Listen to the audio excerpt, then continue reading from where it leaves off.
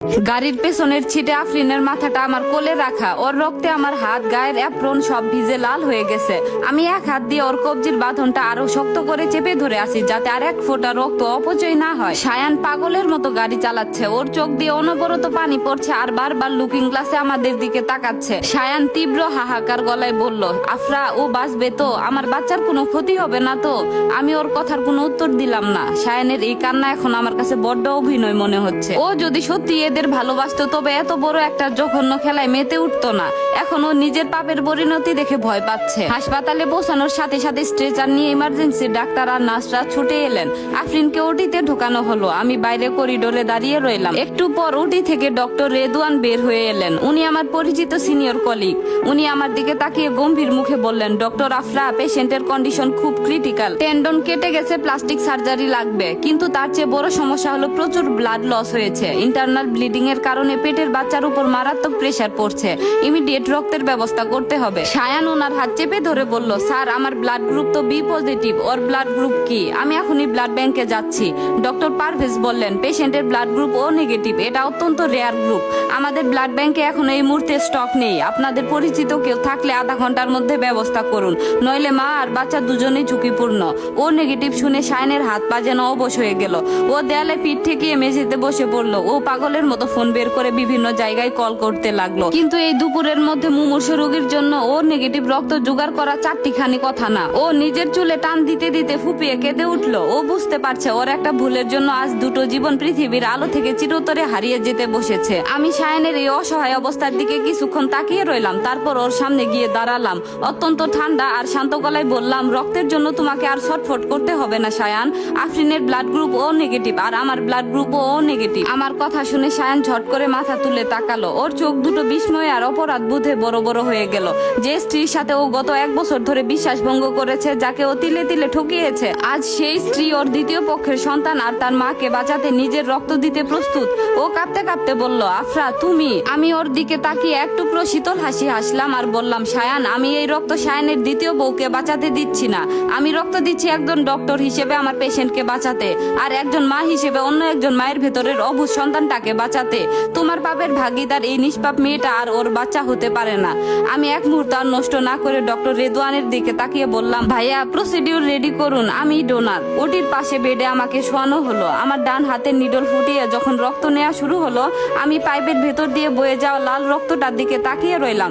বিধাতার কি অদ্ভুত আর নিষ্ঠুর লিখন। যে স্বামী আমাদের দুজনকে ঠকিয়ে দুটো আলাদা পৃথিবী বানিয়েছিল, আজ সেই দুই পৃথিবীকে টিকিয়ে রাখতে এক পৃথিবীর রক্ত অন্য পৃথিবীতে গিয়ে মিশেছে। রক্ত দেওয়া শেষে যখন আমি ওটির বাইরে এলাম, সায়ান তখন করিডোরে এক কোণে অপরাধীর মতো গুটিসুটি মেরে বসেছিল। আমাকে বের হতে দেখে ছুটে এসে আমার পায়ের কাছে বসতে চাইলো আর বলল, আফরা আমাকে মাফ করে দাও, আমি একটা জানোয়ার। আমি তোমাদের দুজনকে। আমি এক পা পিছিয়ে গেলাম। ওর ছায়াটুকু আমার শরীরে ঘৃণার উদ্রেক করছিল।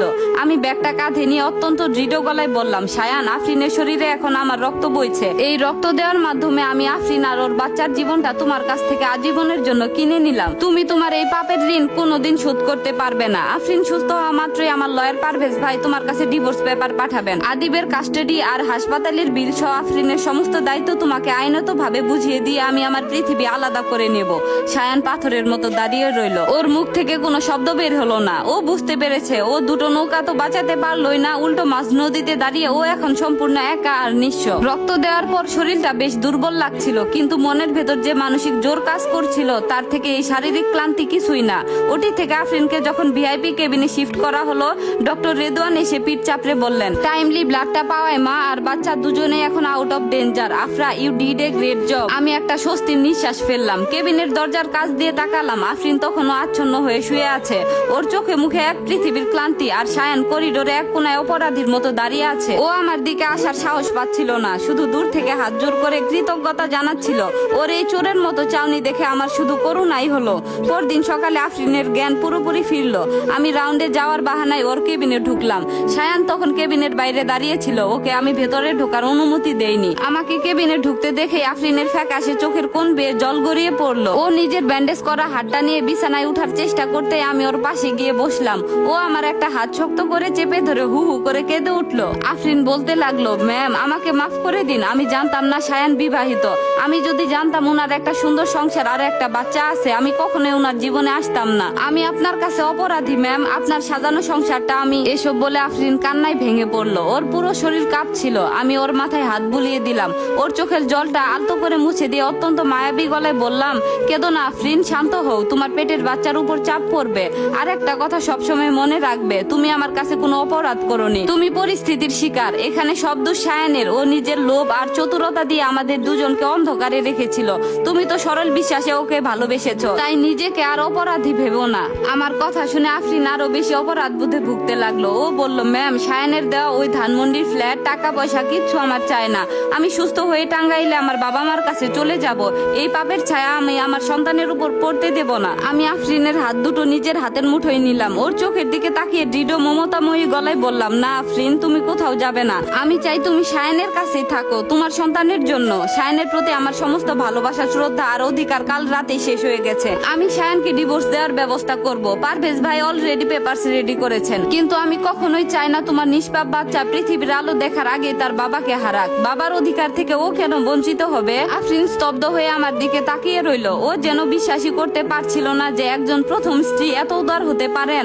আমি ওর ব্যান্ডেজ করা হাতের উপর আলতো চাপ দিয়ে বললাম, সায়ানের উপর আমার আর কোনো দাবি নেই। আইনি ভাবে আদিবের পুরো কাস্টাডি আর সায়ানের সম্পত্তির একটা বড় অংশ আমার আদিবের নামে লিখে নিয়ে আমি সায়ানকে আজীবনের জন্য মুক্তি করে দিচ্ছি।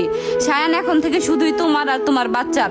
তবে আফরিন, তুমি আর এই ভুল দ্বিতীয়বার করবে না। আমাকে কথা দাও, নিজের জীবন শেষ করে দেওয়ার মতো বোকামি আর কোনোদিন করবে না। সবসময় মনে রাখবে, তোমার শরীরে আরেকটি প্রাণ বড় হচ্ছে, তোমার এখন শক্ত হতে হবে। আফরিন আমার হাতে চোখের জল ফেলে মাথা নাড়লো। ও ফিস ফিস করে বলল, আমি কথা দিচ্ছি ম্যাম, আমি আর কখনো ভেঙে পড়বো না। আপনার এই রক্তের ঋণ, এই উপকারের ঋণ আমি সারা জীবনও শোধ করতে পারবো না। আমি কেবিন থেকে বের হয়ে এলাম। করিডোরে সায়ান দাঁড়িয়ে ছিল। ও আমার সামনে এসে অপরাধী গলায় বলল, আফরা, তুমি কি সত্যি আমাকে কোনোদিন মাফ করবে না? আমি আফরিনকে ওর বাসায় রেখে আবার তোমার কাছে। থামো সায়ান, আমি হাত তুলে ওকে থামিয়ে দিলাম। তোমার এই দুই নৌকায় পা দেওয়ার স্বভাবটা আর গেল না। আফরিনের শরীরে এখন আমার ও নেগেটিভ রক্ত বইছে। ও শুধু এখন তোমার স্ত্রী নয়, ও এখন আমার বাঁচিয়ে রাখা একটা বোন। ওর সাথে আর কোনোদিন প্রতারণা করার চেষ্টা করলে ডক্টর আফরা কি করতে পারে তা তোমার ধারণার বাইরে। ভালো থেকো সায়ান, তোমার দ্বিতীয় পৃথিবীকে এবার আগলেই রেখো। আমি হাসপাতালের করিডোর বেয়ে মেন গেটের দিকে হেঁটে গেলাম। দুপুরের চমৎকার রোদ এসে আমার মুখে পড়লো। আমার কাঁধ থেকে যেন মস্ত এক বড় পাথর নেমে গেছে। সায়ানকে আফরিনের কাছে সঁপে দিয়ে আমি হেরে যাইনি, বরং একজন মা হিসেবে, একজন নারী হিসেবে আমি জিতে গেছি। গাড়ি স্টার্ট দিয়ে আমি ড্রাইভারকে বললাম, মায়ের বাসায় চলো, আদিবকে নিয়ে নিজেদের বাসায় ফিরবো। আমার আর সায়ানের 7 বছরের সংসার হয়তো খুব শীঘ্রই কাগজে কলমে শেষ হয়ে যাবে। হাসপাতাল থেকে বের হয়ে যখন মায়ের বাসায় পৌঁছালাম, তখন আদিব সোফায় বসে কার্টুন দেখছিল। আমাকে দেখে ও দৌড়ে এসে জড়িয়ে ধরলো আর বলল, আম্মু, এতক্ষণ কোথায় ছিলে তুমি? পাপা কোথায়? ছেলের কপালে একটা চুমু খেয়ে ওকে শক্ত করে বুকে চেপে ধরলাম। এই নিষ্পাপ মুখটার দিকে তাকালে আমার ভেতরের সব ক্লান্তি কর্পূরের মতো উড়ে যায়। আমি মনে মনে নিজেকে বললাম, আফরা, তোমাকে এখন আদিবের জন্য আরো শক্ত হতে হবে। বিকেলের দিকে আমি যখন আদিবকে নিয়ে আমাদের নিজেদের ফ্ল্যাটে ফিরলাম, তখন দরজার লক খুলতে বুকটা কেমন যেন ফাঁকা হয়ে গেল। এই সেই ঘর যেখানে 7টা বছর সায়ানের সাথে গুছিয়ে সংসার করেছি, কিন্তু এখন চারদিকের দেয়ালগুলো যেন আমাকে বিদ্রুপ করছে। আমি আদিবকে ওর রুমে পাঠিয়ে ফ্রেশ হয়ে ড্রয়িং রুমে এসে বসলাম। ঠিক তখনই কলিং বেলটা একটানা বেজে উঠলো। দরজা খুলতে দেখলাম সায়ান দাঁড়িয়ে আছে। ওর চুলগুলো উস্কো খুস্কো, চোখ দুটো লাল হয়ে ফুলে আছে, গায়ে শার্টের হাতা দুটো কসলানো। হাসপাতাল থেকে আফরিনকে ডিসচার্জ করিয়ে ও সরাসরি এখানে ছুটে এসেছে। আমাকে দেখে ও পাগলের মতো ড্রয়িং রুমে ঢুকে পড়লো এবং আমার হাত দুটো চেপে ধরে ডুকরে কেঁদে উঠলো। আমার এই আকস্মিক শূন্যতা ও যেন কিছুতেই সহ্য করতে পারছে না।